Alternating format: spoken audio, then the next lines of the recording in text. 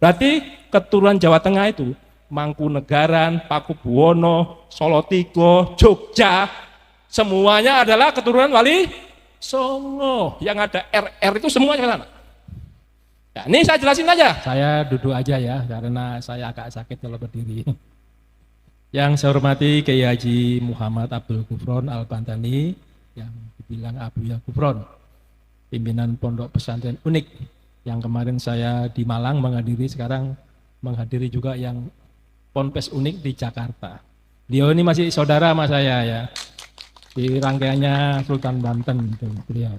Saya dari Safiuddin, Sultan Banten 17, itu larikan diri ke Jawa Timur, menikah dengan Jawa Timur, nanti anaknya namanya Kunti. Nah, Kunti itu rangkaian leluhur saya. Tapi silang dengan rangkaiannya Badruddin. Badruddin yang menikah dengan Nyai Mas Fitria, anaknya Sunan Giri ke-8. Nah ini.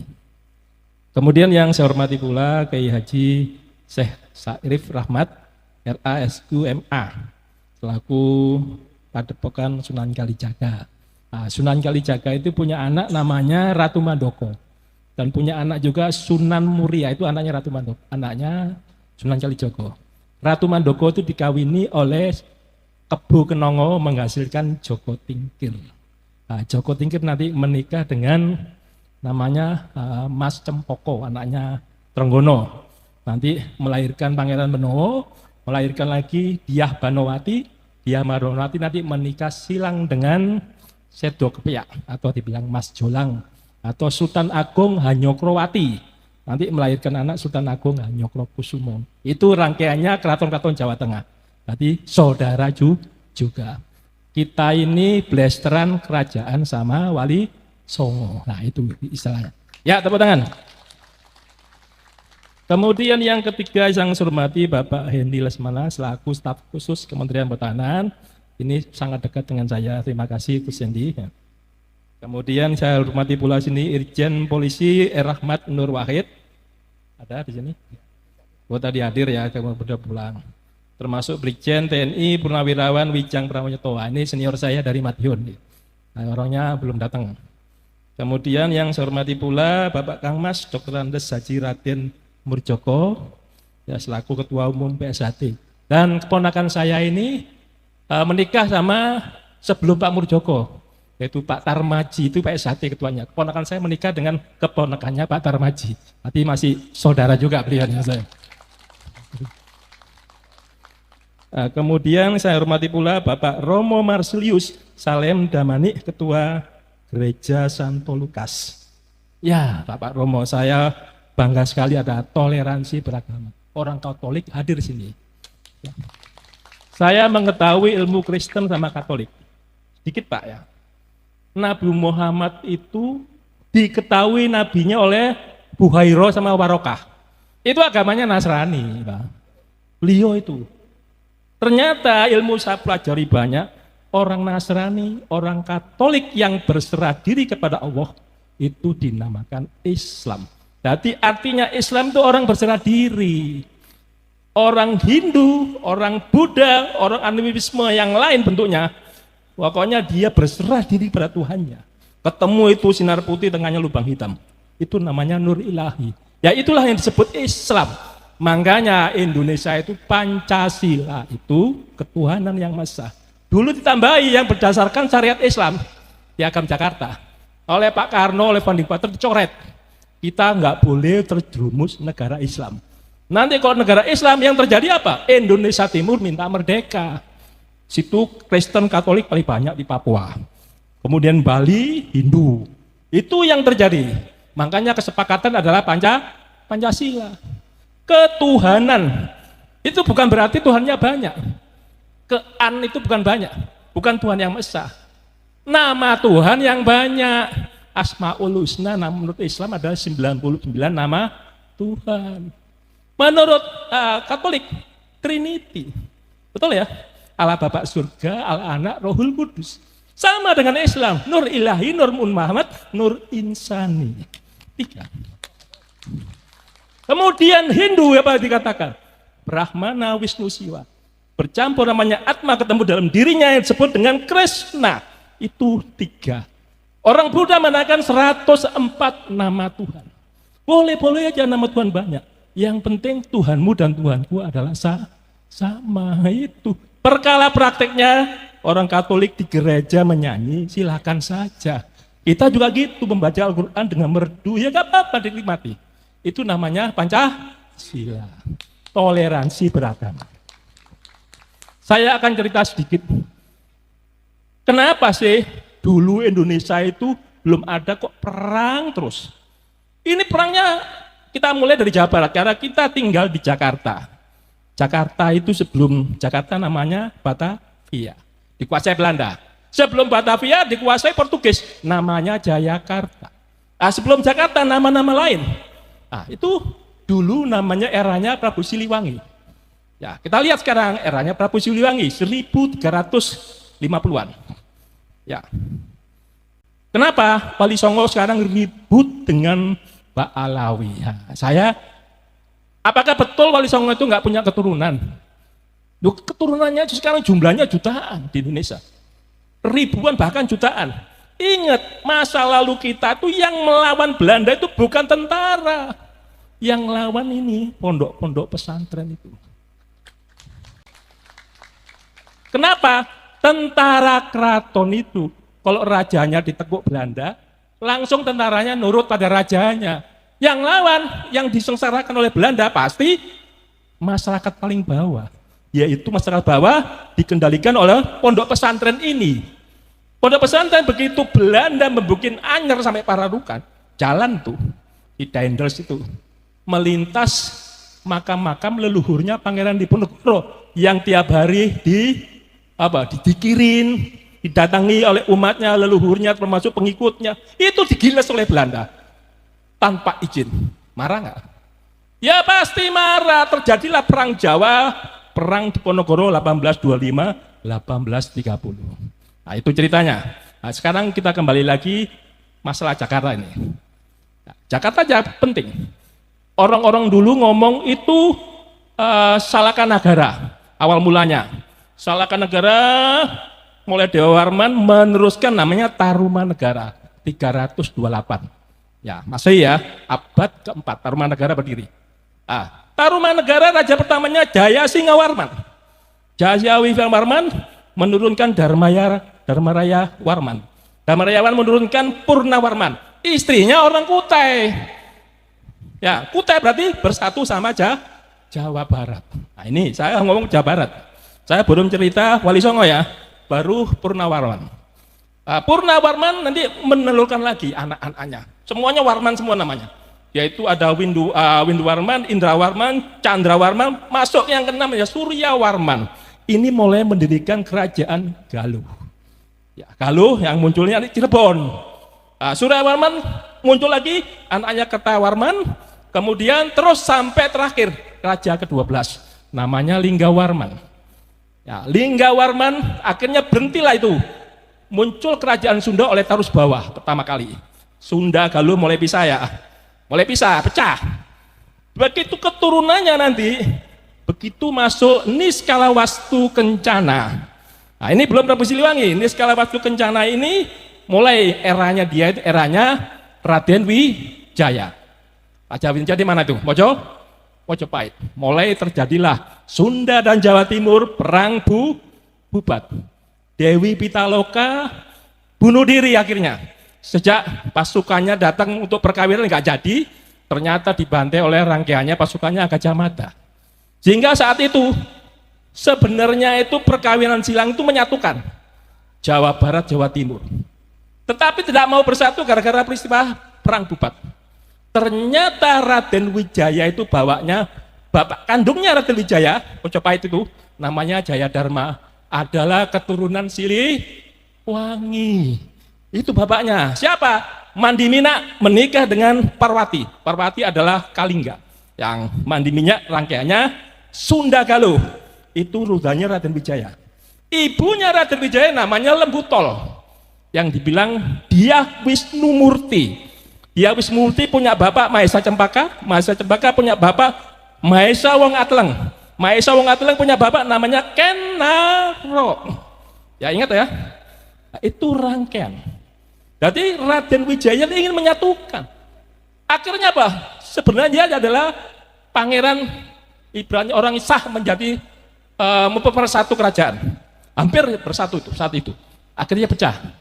Sehingga yang ditunjuk oleh dia Pitaloka ini punya adik kecil, masih kecil, namanya Wastu Kencana tadi. Ya, Prabu Wastu Kencana. Prabu Wastu Kencana sekarang lihat besar jadi putra mahkota, dia jadikan Raja Galuh, Sunda Galuh. Dia menikah dengan Larasati, Larasukarti, Dewi Larasukarti, menghasilkan Kentreng Manik. Yang nanti Kentreng Manik menghasilkan Susuk Tunggal. Susuk Tunggal punya anak Kentreng Manik. Kentreng Manik ini akan dinikahi oleh Prabu Siliwangi. Ya. Kemudian Wastu Kencana menikah lagi dengan anaknya patihnya Brosora yang dinamakan Dewa Kisnala. Ini yang punya anak Dewa Kisnala nih punya anak namanya Prabu Siliwangi. Jadi Prabu Siliwangi sama Kentreng Manik itu saudara sepupu dinikahkan. Sementara Ki Gedeng Tapa seorang yang berguru di Syekh Kuro di Karawang ini menikah dengan Prabu Siliwangi. Menghasilkan 3 orang anak namanya Walang Sungsang, Roro Santang sama Kian Santang. Ini Roro Santang menikah dengan Raja Mesir yang berkelana masuk ke Patani, namanya Raja Abdullah. Sehingga bapaknya Raja Abdullah ini Nurul Alam itu mengislamkan Patani yang sekarang jadi pemberontak di Thailand Selatan. Itu keturunannya satu rangkaian dengan Sunan Gunung Jati, Syarif Hidayatullah. Dan punya saudara lagi Abdullah namanya di Ternate, yaitu Raja Ba'abullah. Nah, itu rangkaiannya. Nah, kita kembali lagi ke Wastu Kencana. Dewa Kisnala punya anak Prabu Siliwangi. Nanti Prabu Siliwangi menikah juga namanya Dewi Ambet Asih. Menghasilkan 3 orang yaitu Mandaka, kemudian Gagak Ampiar, baru Dewi Ratu Merana. Nah, 3 ini yang kelompok Prabu Siliwangi terkenal. Nah, sekarang kita lihat yang Sunan Gunung Jati. Sunan Gunung Jati begitu masuk Islam, menyebarkan Islam, yang marah bapak kandungnya sendiri, kakeknya sendiri, yaitu Prabu Siliwangi. Karena Prabu Siliwangi mempertahankan Hindu. Kenapa kok cucu saya itu menyebarkan Islam? Marahlah Prabu Siliwangi, nggak mau tunduk, mau diserang. So cucunya sendiri diserang. Disuruhlah Pangeran Purboyo dari Garut untuk menyerang si Sunan Gunung Jati. Di tengah perjalanan bukannya menyerang, Pangeran Purboyo dan pengikutnya malah masuk Islam. Sehingga semua Garut itu menjadi Islam, lebarlah wilayah Islam Indonesia gara-gara Sunan Gunung Jati. Jawa Barat separuh masih wilayahnya Sunda, miliknya Prabu Siliwangi. Kemudian Prabu Siliwangi yang dari Kentreng Manik tadi punya anak namanya Surawisesa. Anaknya 3, Surawisesa, Surosowan, sama Surawati. Nah, tilang aja anak kedua Surosowan, namanya Kawunganten. Kawunganten ini dikawinkan dengan anaknya Roro Santang yang dibilang Syarif Hidayatullah, dikawinkan sepupu nih sama, menjadi Adipati Banten pertama. Setelah jadi Adipati masuk Islam, sehingga agama Hindu semakin sempit. Bingung mau kalah, apa yang dilakukan Prabu Siliwangi? Bersekongkol dengan Portugis. Portugis menguasai Malaka saat itu. Diserang sama Aceh terus. Aceh lagi, Aceh. Tapi Aceh kalah terus. Ditulis di Kapten Tak Belanda itu mengkritik. Pertahanan Aceh seperti kandang kuda, dibilang gitu. Orang Jawa juga gitu, seperti pertahanannya kandang kuda. Terbuat dari batu mata merah. Berarti kalau sekali dibom pakai kanon, langsung jebol. Mereka rampas senapan saya, kanon saya, sampai saya pergi. Begitu saya datang lagi, masih saja menggunakan perang gajah. Itu dikritik oleh Kapten Tak. Karena Aceh kalah terus di Malaka, apa yang terjadi dilakukan Sunan Gunung Jati? Setelah menyatukan Banten jadi Islam, Sunan Gunung Jati menikahi Putri Lampung. Akhirnya Lampung bersekongkol dengan Banten untuk mengusir Portugis. Portugis kedatangan Belanda, Portugis nyingkir ke Timor Leste. Sehingga Portugis tadi dikasih pelabuhan oleh Prabu Siliwangi namanya Jayakarta, itu Portugis. Begitu Belanda masuk, Cornelis de Houtman 1596, sehingga Jakarta saat itu menjadi Batavia. Nah, saat itulah membuat jalan itu, sehingga semua di mana-mana Belanda adalah merusak kehidupan kerajaan kita, termasuk Wali Songo. Tapi perlu diingat, ketika orang Cirebon itu Galuh melawan Belanda, melawan Portugis, dia bersatu dengan kerajaan Jawa, yaitu Joko Tingkir, sehingga Jawa Cirebon bersatu. Takutlah Prabu Siliwangi, kerajaannya diserahkan pada Suraweseso, dia kabur, yang orang-orang dibilang mukso, sebenarnya tidak mukso. Makamnya Prabu Siliwangi itu ada di mana? Di Boto Putih, Surabaya. Cek di sana, namanya Pamanarasa, ada di Surabaya. Cuma berbeda dengan Islam, ada tembok yang menyekat situ, ada bahasa Kawi tulisannya Pamanarasa. Ya, silakan aja kalau mau mencari makamnya Prabu Siliwangi. Ya, itu Prabu Siliwangi sudah berusaha menyatukan Hindu. Ya, sekarang dari Prabu Siliwangi tadi sudah ya. Saya akan ceritakan dari Linggawarman tadi. Raja terakhir Tarumanegara diserang oleh Sriwijaya, abad ke-7 muncul. Lari Linggawarman jadi Tarus Bawah, pecah, kalah. Muncul namanya kerajaan Kalingga, yaitu Jepara. Itu Wasumurti, raja pertamanya, itu orang India. Putrinya perempuannya orang Jepara. Wasumurti diganti oleh Wasugeni, Wasugeni diganti oleh Wasudewa, Wasudewa diganti Wasukawi, kemudian Wasukawi diganti Kiratasinga, Kiratasinga diganti lagi Kartika Jasinga. Kartika Jasinga diserang lagi Sriwijaya, mundur ke Kediri, yaitu Kahuripan muncul kerajaan itu. Sejak di Kahuripan nanti kutukan siapa pejabat yang tidak ikhlas hatinya, tidak suci, masuk ke Kediri nanti akan jatuh. Gus Dur jatuh, Pak Karno jatuh gara-gara ke Kediri. Nah, itu kutukannya Kartika Jasinga. Kartika Jasinga yang meninggal itu adalah suaminya Ratu Sima. Sehingga Ratu Sima yang menggantikan tangan besi dia. Ratu Sima punya anak namanya Sanaha. Nah, Sanaha menikah dengan Galuh, yaitu Cirebon, namanya Brontoseno. Melahirkan namanya Parwati. Parwati nanti menikah dengan Mandi Minyak, itu yang disebut rangkaiannya Raden Wijaya. Raden Wijaya Jawa Timur. Itu juga raja aslinya, putra mahkotanya Sunda. Coba kalau dulu bersatu menikah betulan, kalau nggak diganggu kacamata. Bersatu Jawa Barat, Jawa Timur tuh. Sehingga sampai detik ini orang Jawa Barat ngomong kalau menikah orang Jawa Timur itu nggak cocok Sunda sama Jawa Timur. Kalau lakinya jadi Jawa Timur pasti lakinya kalah sama perempuannya. Ini cerita-cerita sampai legenda sampai sekarang. Jawa Barat, Sunda pasti itu. Sebenarnya saudara sama. Banyak alang beratnya kalau kita kawin silang itu perlu. Ya tadi Parwati punya anak namanya Sanjaya, Raja Jawa Wangsa Sanjaya. Sanjaya diganti Panunggalan, Panunggalan diganti Panungkarung, Parung diganti Garung terakhir ya. Garung era Wangsa Sanjaya. Begitu masa Sailendra namanya Raja Pikatan bersatu dengan Sumatera. Kenapa? Pikatan menikah dengan Pramudawardhani, adik kandungnya Balaputra Dewa. Itu semua dua orang itu anaknya Sailendra bersatu. Makanya persatuan Pancasila itu tak gampang. Sudah dari leluhur kita itu ingin bersatu terus. Sejak Pikatan itu berdiri namanya Borobudur, Bukti Hindu Buddha. Bhinneka Tunggal Ika Dharma Mangruwa. Walaupun berbeda-beda agama, tetapi tetap satu. Sekarang Dharma Mangruwa dibuang, mengikuti Pancasila sekarang. Bukan mengikuti Piagam Jakarta, ada berdasarkan syariat Islam. Tadi Pancasila betul. Dharma Mangruwa dibuang, walaupun berbeda agama, etnis, suku dan sebagainya, itu menjadi satu Bhinneka Tunggal Ika. Dharma Mangruwa dipakai. Kalau dipakai, bahayanya apa dah?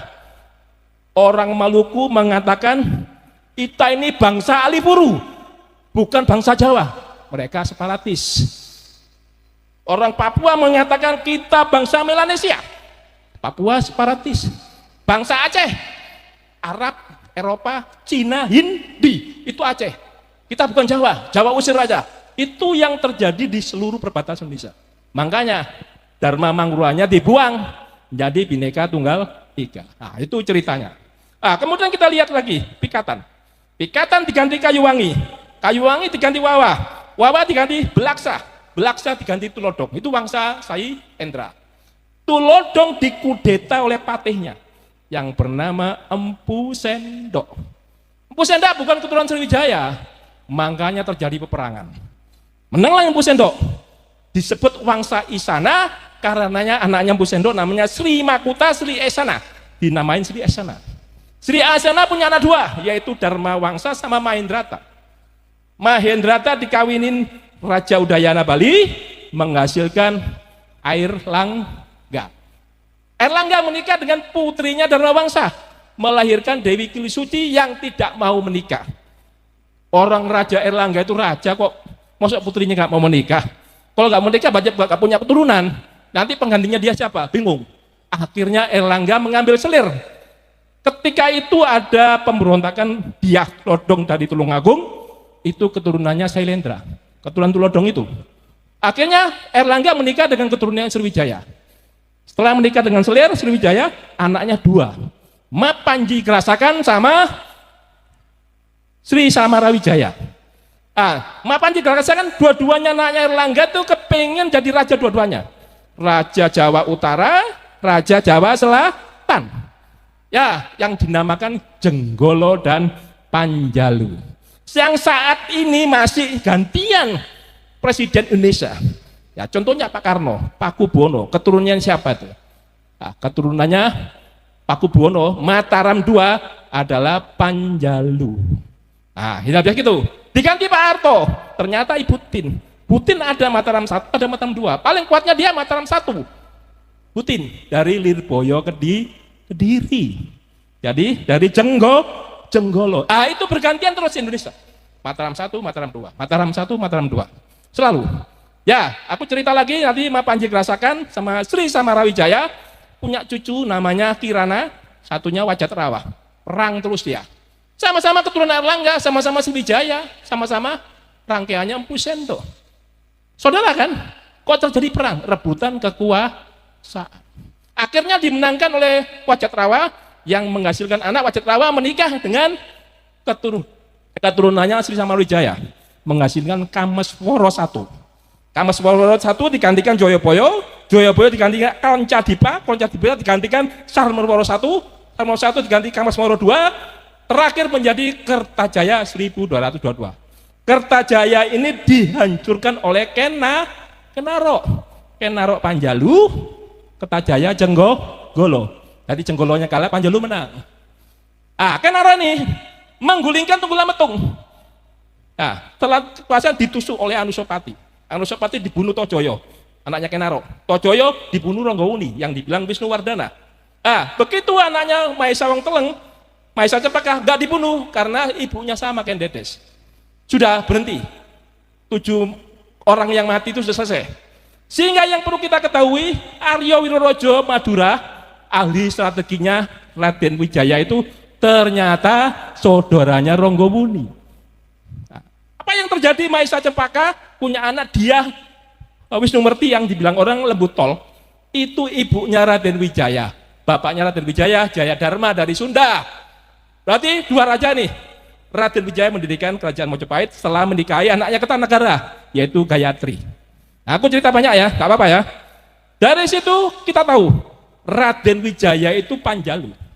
Setelah menggulingkan Jayakatwang, Jayakatwang adalah Kediri. Jayakatwang dendam sama Kertanegara. Dia dari Kediri memulainya jadi raja lagi. Menjadi raja betul, keturunannya Kertajaya tadi 1222. Jayakatwang punya anak, Jayasabha, Sastrajaya, namanya Ada Raja yang terakhir. Ada Raja menikah dengan anaknya Kertanegara. Kenapa dinikahkan? Supaya bersatu. Ternyata tidak bersatu. Jayakatwang masih membantai Kertanegara. Jayakatwang nanti dihukum oleh Raden Wijaya menggunakan tentara Tartar yang Mengki telinganya dipotong oleh Kertanegara. Tartarnya marah, aku belikan itu, mengirim 1 batalion Sibi, Ikimese sama Mengki. Ini 3 orang, satu kompi Cina, 2 kompi Mongolia. Ditipu setelah masuk ke hutan. Mereka setelah menang di Jayakatwang ya, masuk hutan dikasih hadiah, tapi nggak bawa senjata. Di daerah Mojo dibantai oleh pasukannya Raden Wijaya, mati habis, mereka lari. Sehingga berdirilah Mojopahit pertama namanya Raden Wijaya. Raden Wijaya diganti oleh Jayanegara dari Selir. Jayanegara diganti Tribhuwana Tunggadiri Pepegi. Tribhuwana Pepegi diganti lagi sama namanya Hayam Wuruk. Nah, eranya Hayam Wuruk, Kecamatan Tinggi bersatu, seluruh kerajaan disatukan sama si Hayam Wuruk. Sayangnya tadi Prinsipal Diriah Pitaloka itu kejadian sama Sunda. Nah, kemudian dia punya anak namanya Suhita. Suhita, nanti anaknya Suhita ini perang lagi, yaitu Kusumawardhani rebutan tata sama Brewirabumi. Brewirabumi keturunannya Hayam Wuruk, Kusumawardhani keturunannya Suhita, sama. Tapi perang Parekrek itu dimenangkan Kusumawardhani.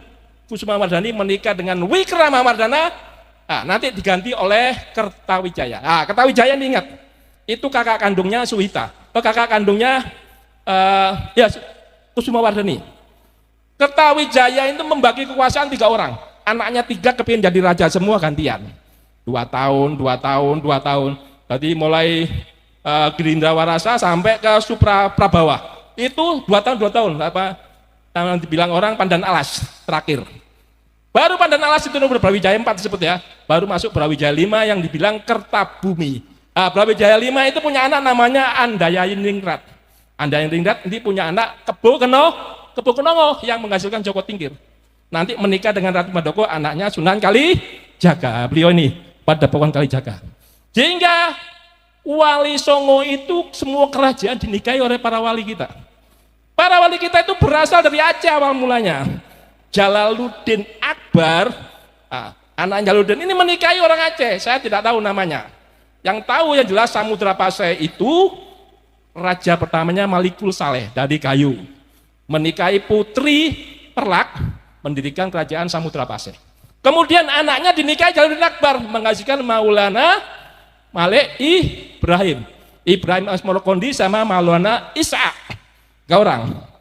Ya, Maulana Isa nanti menikahi dengan Dewi Sekardadu yang ada di Banyuwangi. Dewi Sekardadu itu siapa?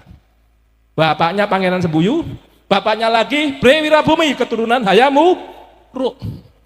Berarti kalau siapa yang keturunan Sunan Giri, pasti keturunan Hayam Wuruk. Nah, sehingga di Sunan Giri itu kan bapaknya Maulana Isa itu. Sunan Giri menikahi Dewi Purtosima, anaknya Sunan Nyampel. Nah, itu ceritanya Mas. Jadi nanti dari Sunan Giri itu punya anak 2, Sunan Kulon, Sunan Wetan. Sunan Kulon itu punya anak lagi namanya Pangeran Sobo Inggiri, punya anak lagi Siti Sabinah. Siti Sabinah itu siapa? Yang menikah dengan Ki Ageng Pamanahan, menghasilkan Sutowijoyo. Berarti keturunan Jawa Tengah itu Mangkunegaran, Pakubuwono, Solotigo, Jogja, semuanya adalah keturunan Wali Songo. Yang ada RR itu semuanya sana. Ya, ini saya jelasin aja. Ingat, Cirebon ketika bersatu dengan Jawa, Cirebon Sunan Gunung Jati punya anak namanya Panembahan Ratu pertama, itu menikah dengan anaknya Joko Tingkir. Jadi kali Joko ada, Sunan Gunung Jati ada. Bersatu enggak? Satu, kata siapa? Wali Songo nggak ada punya keturunan. Keturunannya banyak sekali, bahkan jutaan. Nah, saya kira itu aja yang perlu saya sampaikan sedikit, tapi mengena perkawinan silang itu untuk persatuan. Jadi cita-cita founding father kita itu merdeka. Habis merdeka berdaulat. Habis berdaulat bersatu. Habis bersatu adil, terakhir makmur. Nah, ini cita-citanya kita pegang aja 5 ini. Itu terdapat di Pancasila. Dulu Pak Harto kesalahannya apa? Trilogi pembangunan. Kebalik. Berarti bukan pemerataan dulu, pertumbuhan ekonomi baru stabilitas, keliru. Harusnya stabilitas dulu, pertumbuhan, pemerataan pembangunan, baru pertumbuhan ekonomi. Itu kebalik, akhirnya jadi rusak. Hingga terjadilah banyak ribut-ribut dijatuhkan. Nah, saya kira itu aja yang perlu sampaikan, nanti kita bisa ngomong selanjutnya. Assalamualaikum warahmatullahi wabarakatuh.